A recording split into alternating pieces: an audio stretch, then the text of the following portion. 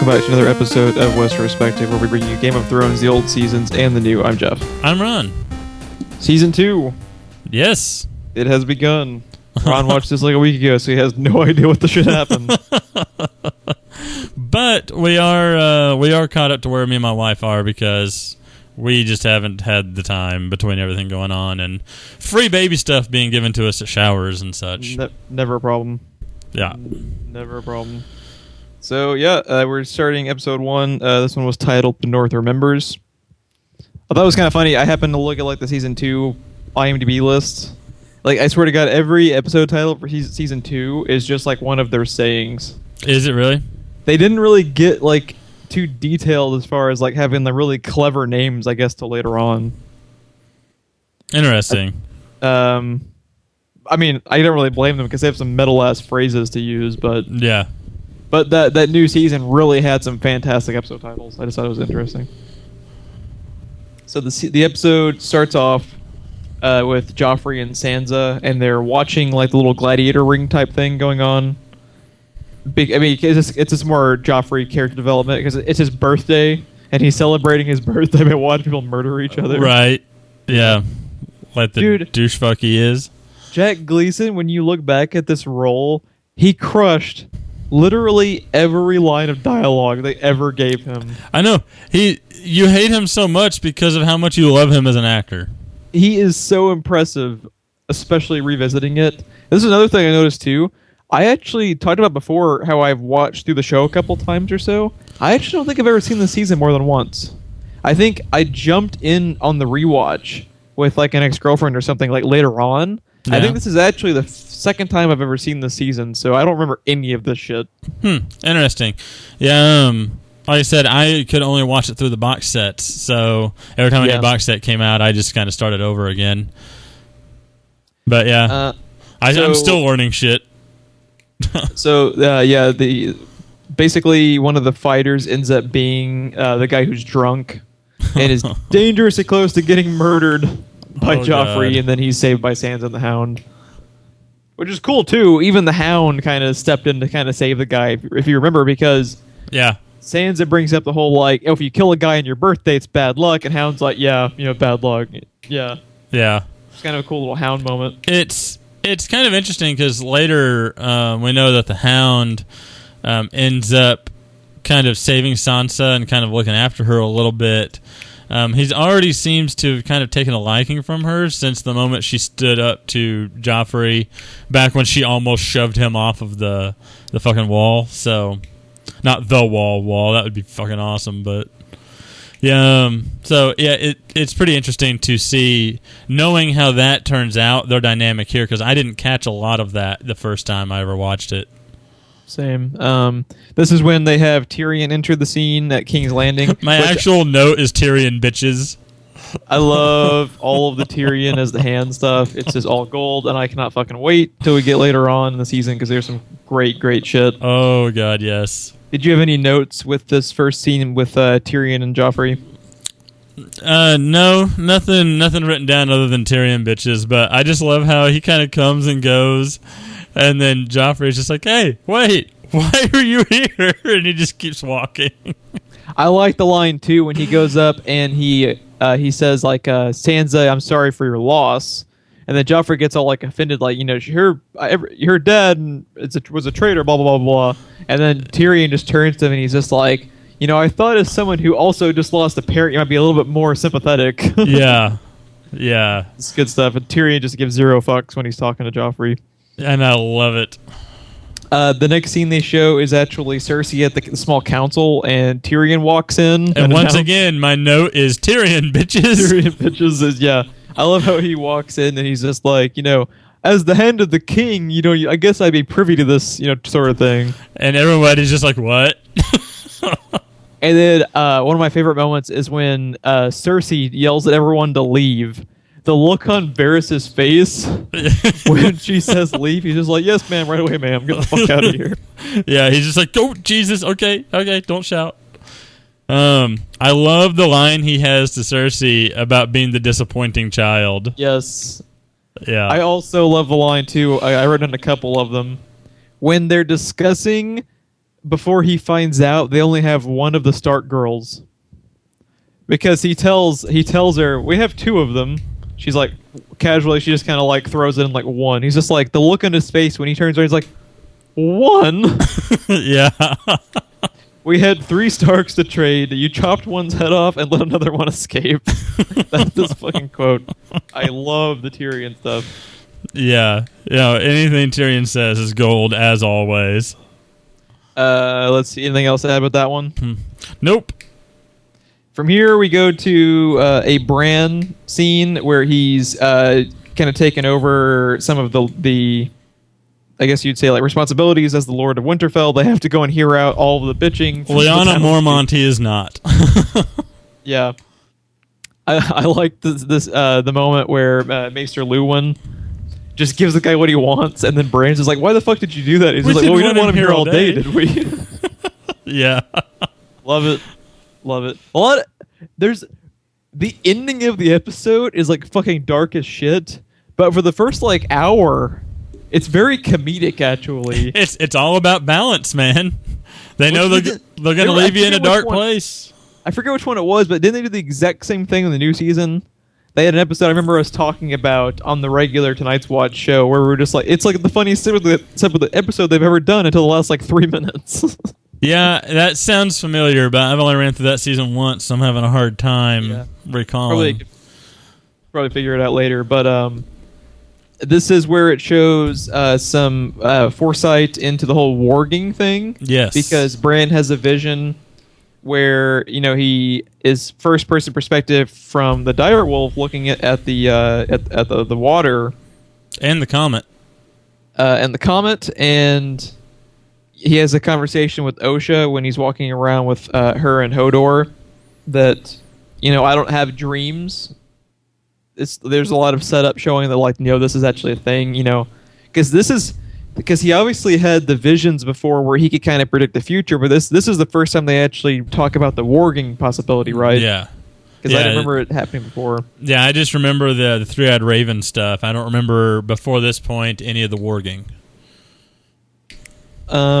They go out and they have basically a conversation about the comet, about how Bran mentions how it's a sign that Rob's going to win a great battle, and then Osha says no, this is a sign of dragons, and then they use it as a perfect segue. Yes, to go to Khaleesi. I had forgotten with Khaleesi just how little people she has with her at this point in the show. Oh yeah, she's got virtually no one left. She's got like 20 people with her basically, and they're in dire straits, man.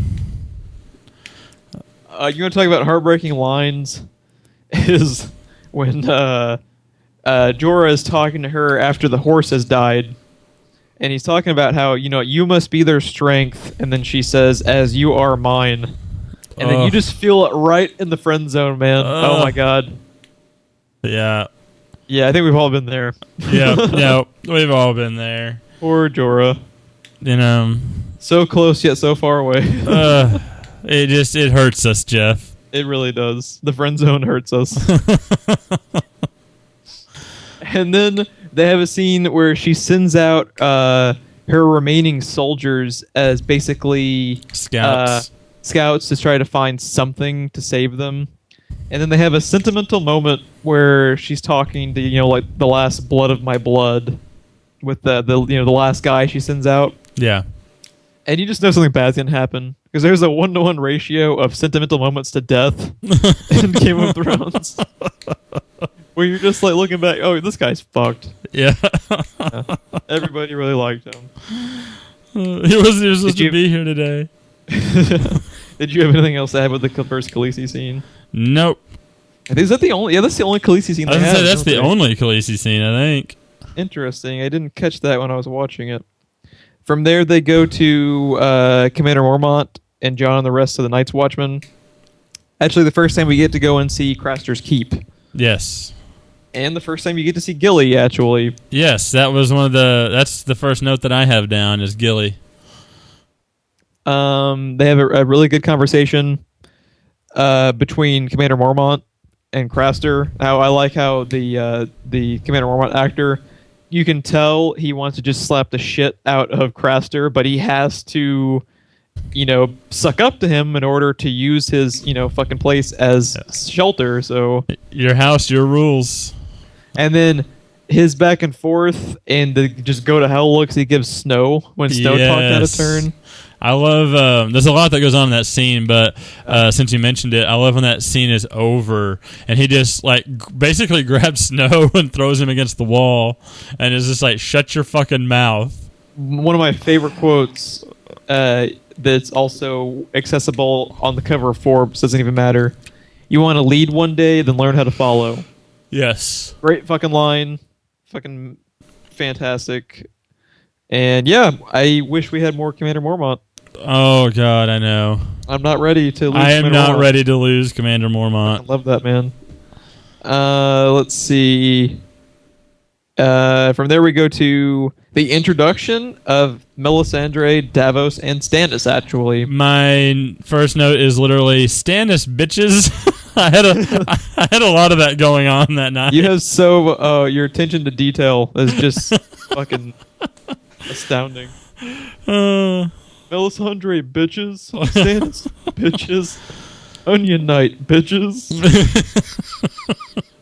So this is the point in the show where I was actually talking about in previous episodes about how in my original watch of the show, this episode and the beginning, half of season 2, they really started to lose me because they start throwing so many people at you. Yeah. When you think about it in context, if you don't know what happens with these characters later on, who they are, what they're doing, and what they're supporting, this can all go over your head, the whole Lord of Light thing. They give a lot of dense information and not a lot of time. A lot of dense information to a lot of dense viewers, including myself. And Geoff. And yeah, how awesome was it that this was a character I'd forgotten about. I don't know if they ever give his name, but the Maester, who's actually with them, who's kind of pulling the Davos before the Davos as far as dude, we have to wake Stannis the fuck up. Yeah. He actually straight up goes out in front of when they're doing the whole little Burning Man thing. Yeah. Burning the old gods. He straight up and tells them, he's like, she is going to lead him into a war he cannot win. Which is exactly what the fuck she did. Yeah, that was the quote that I had written down. Oh, I'm sorry. My second note was Davos bitches, and then my next note was that woman will lead him into a war he can't win. And I was just like, oh, Game of Thrones has such a way of telling you flat out what the fuck is going to happen, and you don't listen to it. Yeah, and you just don't listen. You're too busy wondering what the fuck's happening to actually pay attention. Well, there's a lot going on in the scene, like you said. We got the Lord of Light introduction. We've got, I believe, the Red Priestess introduction. That's the first time we've ever seen a Red Priestess, right? So far? Yep. We've got Davos and Stannis. There's clear backstory between them. We don't know who the faction is that's there. Honestly, at this point, if it's your first time viewing, you're probably not fully up to speed with who the fuck Stannis even is. Exactly. In the time it took me to get from season 1 to season 2, if there's a break in between it all, you can very easily forget who Stannis even is supposed to be in the context of the show. Right. Because he was faceless in season 1. Yeah. So, and then you have literally, here's how dense I was. The first time I ever saw this, I totally did not catch the 7 statues being on fire being the 7 gods. I just watching that now. I didn't catch that. Yeah, so there were 7 statues they had on fire. That's what the sacrilege is. That's what a lot of the outrage is. So there's the one true God, the Lord of Light. Yeah, there's the one true God. So they're burning the other 7 statues. I know I keep you around for something. Yeah, it totally went over my head the first time I ever saw it. Well, it went over my head the first, second, and third time, but that makes it feel any better. So. And I'm sure that I got something wrong in that statement, and I will be hearing from Shelby. Yeah, you're not wrong. So I am a lot. When they go inside to the little council meeting, it's pretty cool. When he's, I like the scene where Stannis is telling him what to write out for this the statement they're going to send to all of the fucking 7 kingdoms, basically. No, Kingslayer, call him what he is. No, Sir Kingslayer, he is still a knight. Yeah, it's like Stannis is such a weirdly specific form of asshole. He just doesn't give two shits. He's super direct. So yeah, like I'm pretty sure everyone has had Stannis as their boss at some point. Yeah.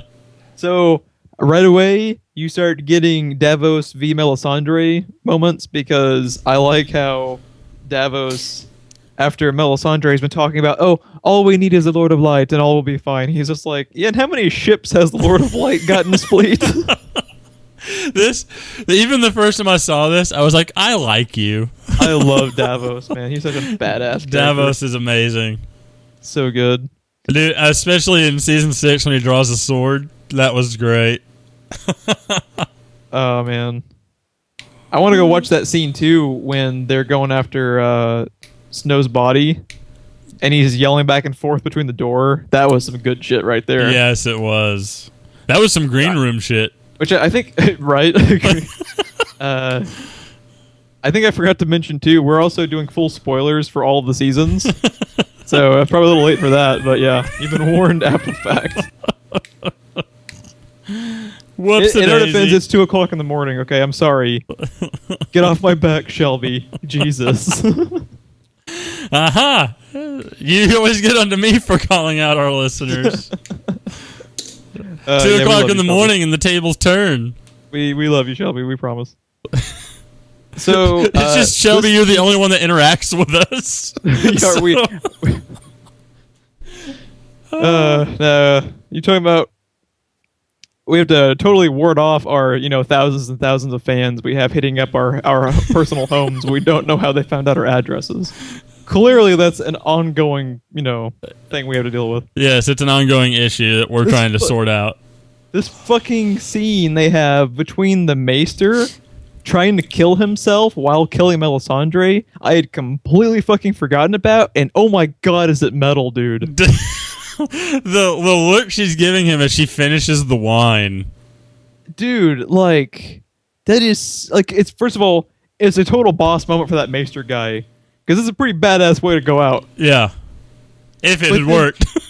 But then just to have, you said, the look on her face as he's stumbling around and his nose just starts bleeding and she's just like... Like, what now, bitch? Yeah. Your move.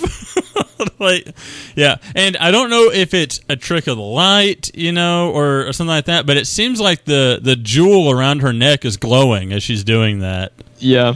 I don't know if it's camera angles and trick of the light, which would still be intentional, or if the thing is actually supposed to be glowing.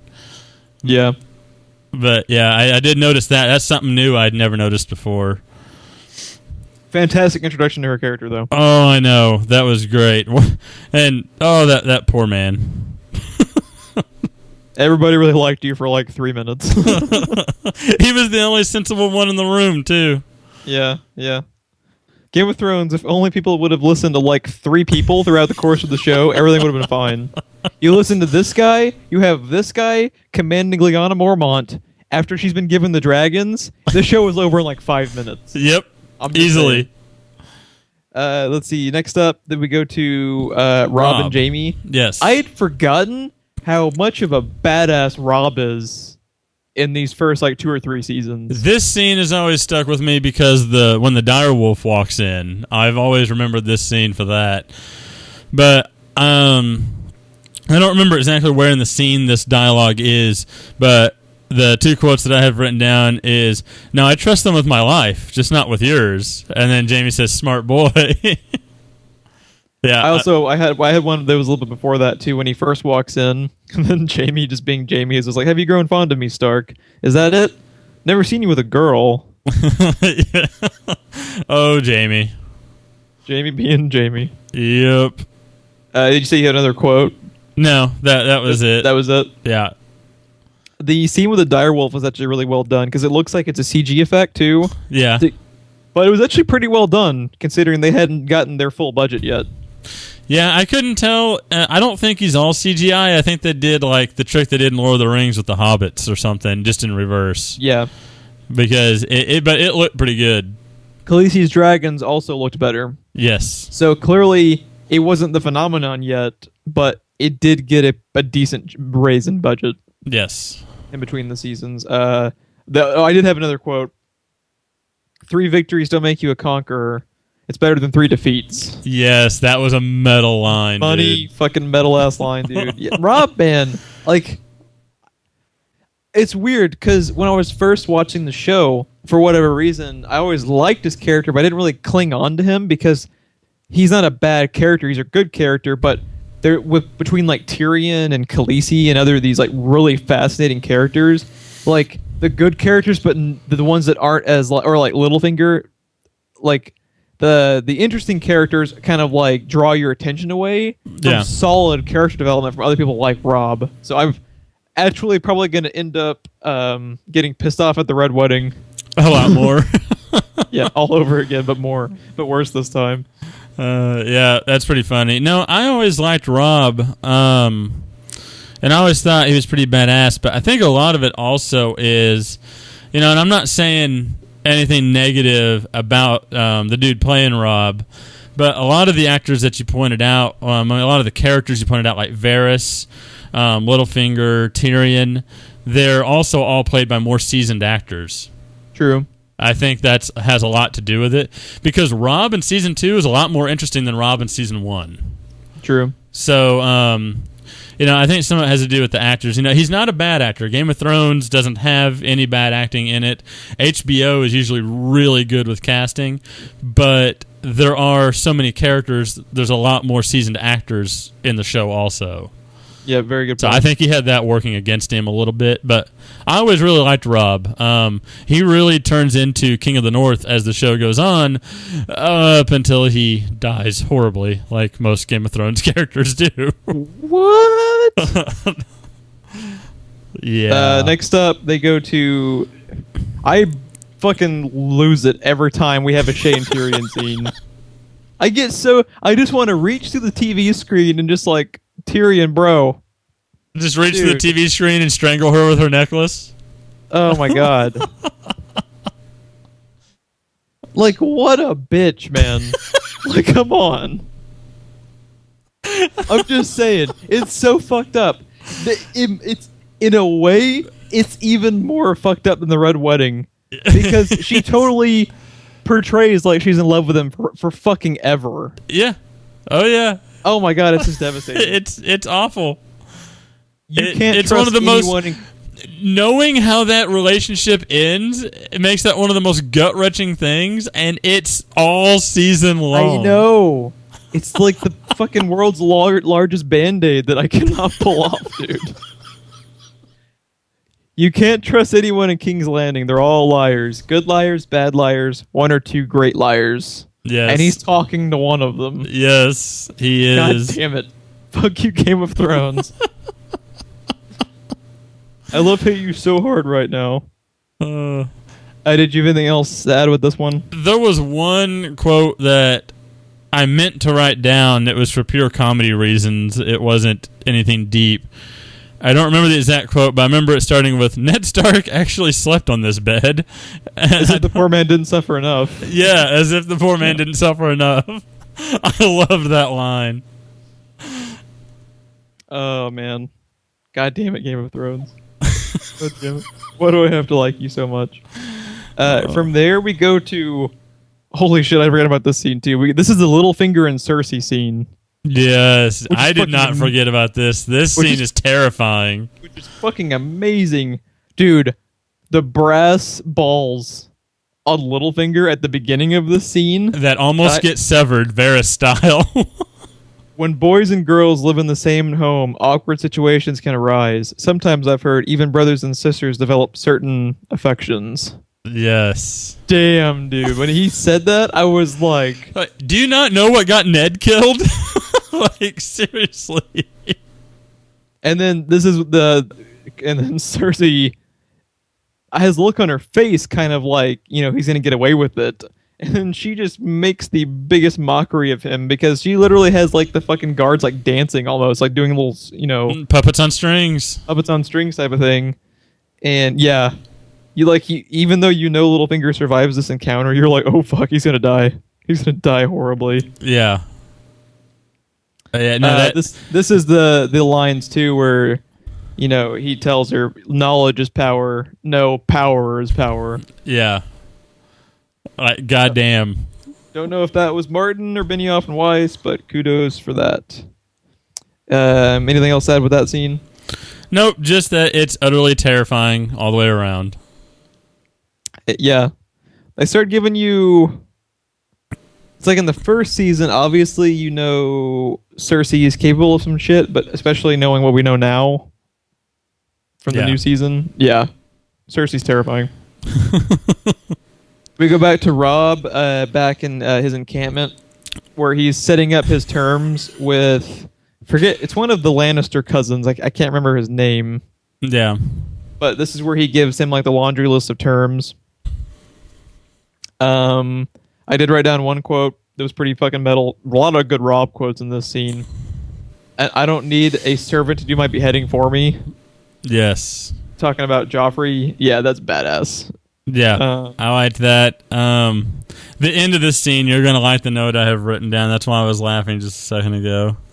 I forgot I even wrote this down.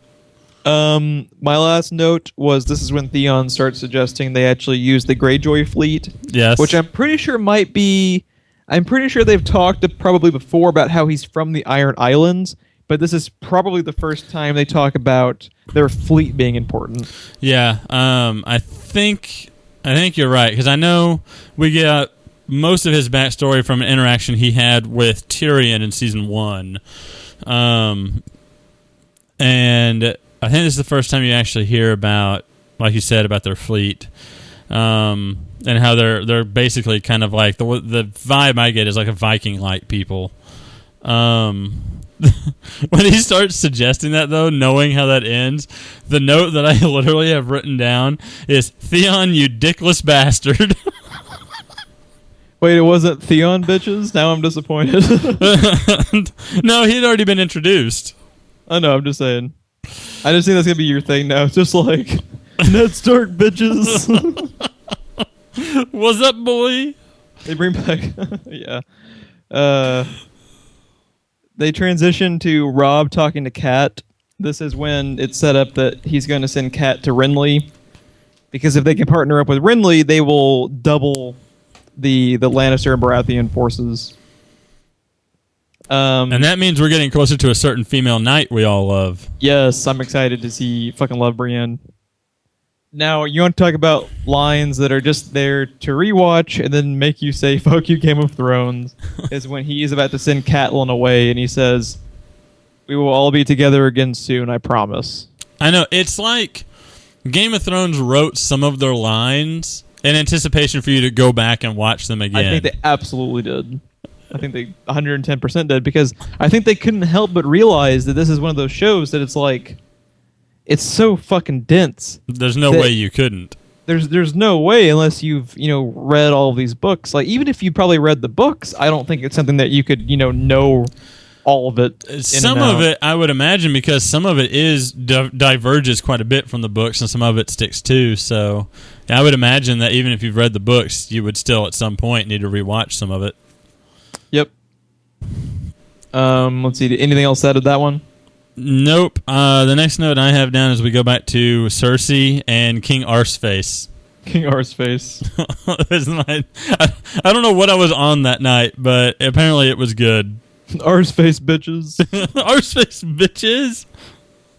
Yeah. Yeah, this is the scene where Joffrey is redecorating the throne room. And he goes ahead and brings up that whole incestual relationship thing. Yeah, that little thing. Cersei just straight up slaps the motherfucker. Dude, the look on his face and then the look on her face. If you pay attention to her, the look on her face goes from mother saying, how the fuck dare you talk to your mother that way, to what the fuck did I just do? She does such a good job of, like, in just one look, giving away, like, the emotion of being a parent and having no control over your child, or, like getting the realization of like, oh my god, I don't even know, like, I raised this person, I don't even know what I'm looking at right now. Yeah. She has no idea. Like, it's just crazy. Lena Headey crushes it.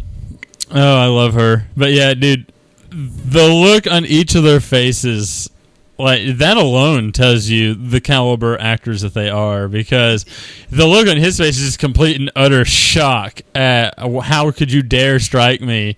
And I said, she goes through a whole range of emotions on her face, ending with, oh God, what have I done? I'm dead.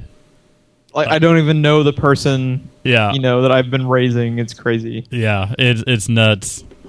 You talk about too, like, the juxtaposition of the actors, the younger ones versus the people who've been acting forever. Jack Gleason, not very many roles leading up to Game of Thrones, and he's acting. He's on par with her. Lena Headey, one of the finest actors in the show. Yeah, fantastic job. Could not praise that guy enough. One of the finest actors around, really. It's kind of a shame that he crushed it so much in this role that became so infamous. He'll never live it down. And it's kind of sad because, like, he was so talented that I almost would like to see what he could do, but I don't think he'll ever come back. I think when he said he was done, I think he was done. Yeah. It's a shame. It really is, because God, do I love hating him. So good. He's just straight up, like, and outside of, when you think about it, really, outside of Khaleesi and Tyrion, might be the most iconic character of the show. Because a lot of people that haven't even seen the show know who Joffrey is. And there's two important contrasts that I'd like to make. One, how, like, hopeful and how much, like, his eyes and everything shine in, like, Batman Begins when he's much younger versus what a complete and utter dick he is in Game of Thrones. And yeah, I know he's much older here, but that was some of the best child acting I've seen around in Batman Begins, when he gets thrown the periscope and everything. If only Christian Bale Batman had been like the murder Batman we have now. If he'd just take care of that kid, everyone in Westeros had a lot of trouble. Then the other comparison that I'd like to make is, it's interesting to me how what different emotions are involved in hating Joffrey versus hating Ramsay. Like, most of the time, my reactions are, Joffrey, you dick. And for Ramsay, it was always just sheer shock and just total fuck you, dude. Like, it's amazing how they had two characters in the show that you would hate so goddamn much, but it doesn't feel like they reused anything. It doesn't feel like that they just, turn that character into a different character. They're completely unique characters, and you hate them just as much for totally different reasons. That's just pretty impressive to think about. I agree. I hadn't thought about that, but it is smart, because a lot of other shows would do what you were talking about. They would kill a character to establish quote-unquote stakes and then just copy-paste them into something else. Yeah, change their name and their stance, and everything else is they're written basically the same. Ramsay and Joffrey couldn't be more different, and you hate them probably equally as much, but you hate them for different reasons also. Yeah, and it's an interesting dichotomy, too, because Joffrey is the arse face who has given everything. Everything has been given to him on a silver platter, and then Ramsay has been scratching and clawing for every little thing he's gotten, and it's just I'm not looking forward to Ramsay re-entering the show. Dude, I know. Is that this season or is that next season? I want to say next. Oh, because the first time you're introduced to him is when Theon is captured. Yes. All right, so that's going to be probably the first episode of season 3. Let's skip that one. 301, fuck you. I don't know if I can watch him eat that sausage again, dude. Just saying. Next up, they go to a scene at Littlefinger's brothel, which it starts out kind of cool because Roz is walking around basically literally repeating everything Littlefinger was telling her. Yeah, at this point, she is like his general manager. Yeah. More or less. And then all the shit goes down. And when they have that scene with when they bring out the bastard that's in the brothel. Oh my god, dude. When you see when you just realize how I forget. So the guard who Janos Slint, I think that's his name, who orders the baby to be killed, and then the guard can't do it, and then Janos goes and actually kills him himself. What happens to that character later on? I cannot remember what happens to him. I want to say he's dead, but I can't remember. I want to say he's dead also, but I don't remember how. Because we know... we need to consult President Obama on this. Yeah. Did you ever see that video where he lists every Game of Thrones death from memory? I actually did not, but that's pretty interesting. Yeah. Did he do pretty good? He did pretty good. Did pretty damn good. He did pretty damn good. We need to write POTUS and find out what happened. Name every Game of Thrones character that ever died from memory. Okay, all of them. And then you're done. But yeah, I think if I recall correctly too, he even noted like how they died. That's pretty creepy. Yeah.